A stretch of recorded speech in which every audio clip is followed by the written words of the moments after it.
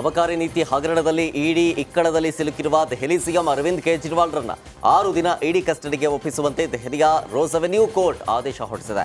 March 28ರವರೆಗೆ Kejriwal ಇಡಿ ಕಸ್ಟಡಿಯಲ್ಲಿ ಇರಲಿದ್ದಾರೆ.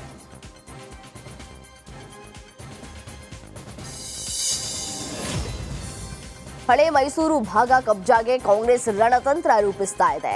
BJP JDS ಮೈತ್ರಿ ಹಿನ್ನೆಲೆಯಲ್ಲಿ ಕಾಂಗ್ರೆಸ್ ಅಲರ್ಟ್ ಆಗಿದ್ದು, ನಾಳೆ ಸಂಜೆ 4ಕ್ಕೆ ಹಳೆ ಮೈಸೂರು ಭಾಗದಲ್ಲಿನ ಶಾಸಕರು ಸೋತ ಅಭ್ಯರ್ಥಿಗಳ ಜೊತೆ ಸಿಎಂ ಡಿಸಿಎಂ ಸಭೆಯನ್ನು ನಡೆಸಲಿದ್ದಾರೆ.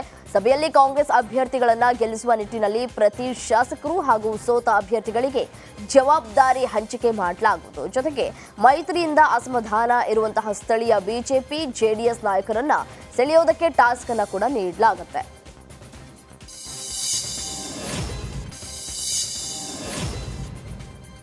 ನೆಲಮಂಗಲ ತಾಲೂಕಿನ ಜಾಸ್ ಟೋಲ್ ಬಳಿ 10.5 ಕೆಜಿ ಗಾಂಜಾ ಹಾಗೂ ಮದ್ಯವನ್ನು ವಶಕ್ಕೆ ಪಡೆಯಲಾಗಿದೆ. ಖಚಿತ ಮಾಹಿತಿ ಮೇರೆಗೆ ದಾಳಿ ನಡೆಸಿ ಒಡಿಶಾ ಮೂಲದ ಸುಮನಾಥ್, ಬೀರದಾಂಡ ಮೂಲದ ಇಬ್ಬರನ್ನ ಬಂಧಿಸಲಾಗಿದೆ. ಬಸ್ ಮೂಲಕ ಮದ್ಯ ಗಾಂಜಾ ತಂದು ನೆಲಮಂಗಲ ತಾಲೂಕಿನ ಭಿನ್ನಮಂಗಲ ಬಳಿ ಇರುವಂತಹ ಅಂಗಡಿಯಲ್ಲಿ ಮಾರಾಟವನ್ನ ಮಾಡುವ ಸಂದರ್ಭದಲ್ಲಿ ಅಬಕಾರಿ ಅಧಿಕಾರಿಗಳ ಕೈಗೆ ಆರೋಪಿಗಳು ಲಾಕ್ ಆಗಿದ್ದಾರೆ. ಇನ್ನು ಆರೋಪಿಗಳಿಂದ 21 ಲೀಟರ್ ಮದ್ಯ ಹಾಗೂ 10.5 ಕೆಜಿ ಗಾಂಜಾವನ್ನ ವಶಕ್ಕೆ ಪಡೆಯಲಾಗಿದೆ.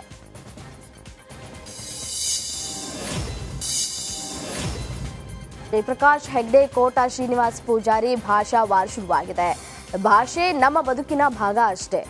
ನನ್ನ ಮಾತೃಭಾಷೆ ಕನ್ನಡ ನನಗೆ ಚೆನ್ನಾಗಿ ಬರುತ್ತೆ ಅಂತ ಜಯಪ್ರಕಾಶ್ ಹೆಗ್ಡೆಗೆ ಮಾಜಿ ಸಚಿವ ಕೋಟಾ ಶ್ರೀನಿವಾಸ ಪೂಜಾರಿ ತಿರುಗೇಟನ್ನ ಕೊಟ್ಟಿದ್ದಾರೆ. ಜಯಪ್ರಕಾಶ್ ಹೆಗ್ಡೆ, ನಾನು ಸಂಸದನಾದರೆ ಭಾಷೆ ಸಮಸ್ಯೆಯಾಗತ್ತೆ ಅಂತ ಹೇಳಿದ್ದಾರೆ. ಸಂಸದನಾಗಿ 6 ತಿಂಗಳಲ್ಲಿ ಹಿಂದಿ ಕಲಿತೇನೆ. ಉಡುಪಿ ಚಿಕ್ಕಮಗಳೂರಿನ ಮತದಾರರಿಗೆ ನಾನು ಭರವಸೆಯನ್ನ ಕೊಡ್ತೇನೆ. ನನಗೆ ಭಾಷೆ ತೊಡಕಾಗುತ್ತದೆ ಎಂಬ ಆತಂಕ ನಿಮಗೆ ಬೇಡ. ಸಂಸದನಾಗಿ 6 ತಿಂಗಳಲ್ಲಿ ನಾನು ಹಿಂದಿಯಲ್ಲಿ ಭಾಷಣ ಮಾಡ್ತೇನೆ. ನನ್ನ ಬಗ್ಗೆ ಆತಂಕ ಇರುವ ಜಯಪ್ರಕಾಶ್ ಹೆಗ್ಡೆಯನ್ನ ಖುಷಿ ಪಡಿಸ್ತೇನೆ ಅಂತ ಹೆಗ್ಡೆ ಹೇಳಿಕೆಗೆ ತಿರುಗೇಟನ್ನ ಕೊಟ್ಟಿದ್ದಾರೆ. ಚಿತ್ರದುರ್ಗ ತಾಲೂಕಿನ ಸಿಬಾರ ಬಳಿ ಹೋರಿ ಜಾತ್ರೆ ಸಂಭ್ರಮ ಕಳೆಗಟ್ಟಿದೆ. ದನಗಳ ಜಾತ್ರೆಯಲ್ಲಿ ಹಳ್ಳಿಕಾರ್, ಸೀಮೆ, ಹೋತಿ, ಮಲೆನಾಡ್ ಗಿಡ್ಡ ಸೇರಿದಂತೆ ಸುಮಾರು 350ಕ್ಕೂ ಹೆಚ್ಚು ಜೋಡಿಗಳು ಭಾಗಿಯಾಗಿವೆ. ಬೆಂಗಳೂರಿನ ಜೈ ಭೀಮಾ ನಗರದಲ್ಲಿ ಹನಿ ಹನಿ ನೀರಿಗಾಗಿ ಜನರು ಪರದಾಡ್ತಾ ಇದ್ದಾರೆ. ಕಾವೇರಿ ನೀರು ಕಲುಷಿತ, ಜನರ ಮೇಲೆ ಆರೋಗ್ಯ ಸಮಸ್ಯೆ ಕೂಡ ಉಂಟಾಗ್ತಾ ಇದೆ. ಇದರಿಂದಾಗಿ ಇಲ್ಲಿಯ ಜನರಿಗೆ ಸುಮಾರು 5 ಕಿಲೋಮೀಟರ್ ದೂರದಿಂದ ನೀರು ತರುವ ಪರಿಸ್ಥಿತಿ ನಿರ್ಮಾಣವಾಗಿದೆ. ಒಂದ್ ಕಡೆ ಕಾವೇರಿ ನೀರು ಕಲುಷಿತವಾಗಿದ್ದು ಚರಂಡಿ ನೀರು ಬರ್ತಾ ಇದೆ. ಅಧಿಕಾರಿಗಳು ಬಂದು ಪರಿಶೀಲನೆಯನ್ನ ಮಾಡ್ತಾ ಇಲ್ಲ. ಸ್ನಾನ, ಅಡಿಗೆ, ಪಾತ್ರೆ ತೊಳೆಯೋಕೆ ನೀರಿಲ್ಲ ಅಂತ ಹೇಳಿ ಜನರು ಆಕ್ರೋಶವನ್ನು ವ್ಯಕ್ತಪಡಿಸಿದ್ದಾರೆ. ಭೀಕರ ಬರಗಾಲದಿಂದ ಧಾರವಾಡ ಜಿಲ್ಲೆಯಲ್ಲಿ ಇರುವಂತಹ ಕೆರೆ ಕಟ್ಟೆಗಳೆಲ್ಲವೂ ಕೂಡ ಬತ್ತಿ ಹೋಗಿವೆ.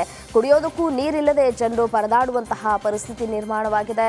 ಜಾನುವಾರುಗಳಿಗೂ ಕೂಡ ಮೇವಿಲ್ಲದೆ ರೈತರು ಕಂಗಾಲಾಗಿ ಹೋಗಿದ್ದಾರೆ. ಹೀಗಿರುವಾಗ ಧಾರವಾಡದ ಕೆಲ ಗ್ರಾಮಗಳ ಕೆರೆಗಳು ಇಂತಹ ಬರಗಾಲದಲ್ಲೂ ಕೂಡ ಬತ್ತದೆ ರೈತರಿಗೆ ಭರವಸೆಯನ್ನ ಮೂಡಿಸುತ್ತಿವೆ. ಇದಕ್ಕೆ ಕಾರಣವಾಗಿದ್ದು ಶ್ರೀ ಕ್ಷೇತ್ರ ಧರ್ಮಸ್ಥಳ ಗ್ರಾಮೀಣಾಭಿವೃದ್ಧಿ ಯೋಜನೆ. ಈ ಯೋಜನೆಯ ನಮ್ಮೂರು ನಮ್ಮ ಕೆರೆ ಅಡಿಯಲ್ಲಿ ಜಿಲ್ಲೆಯ 28 ಕೆರೆಗಳನ್ನ ಈ ಹಿಂದೆಯೇ ಹೂಳೆತ್ತಲಾಗಿತ್ತು. ಅದರ ಫಲ ಈಗ ಬರಗಾಲದಲ್ಲಿ ರೈತರ ಕೈ ಹಿಡಿದಿದೆ. ಧರ್ಮಸ್ಥಳ ಸಂಘದಿಂದ ಹೂಳೆತ್ತಿರುವಂತಹ ಕೆರೆಗಳಲ್ಲಿ 10-15 ಅಡಿಯಷ್ಟು ಇನ್ನೂ ನೀರಿದೆ. ಇದು ರೈತರ ಜಾನುವಾರುಗಳ ಚಿಂತೆಯನ್ನ ದೂರ ಮಾಡಿದೆ. ಕೆರೆಗಳ ಸುತ್ತಮುತ್ತ ಇರುವಂತಹ ಅನೇಕ ಗ್ರಾಮಗಳು ಪ್ರಯೋಜನವನ್ನ ಪಡೆದುಕೊಳ್ತಿವೆ.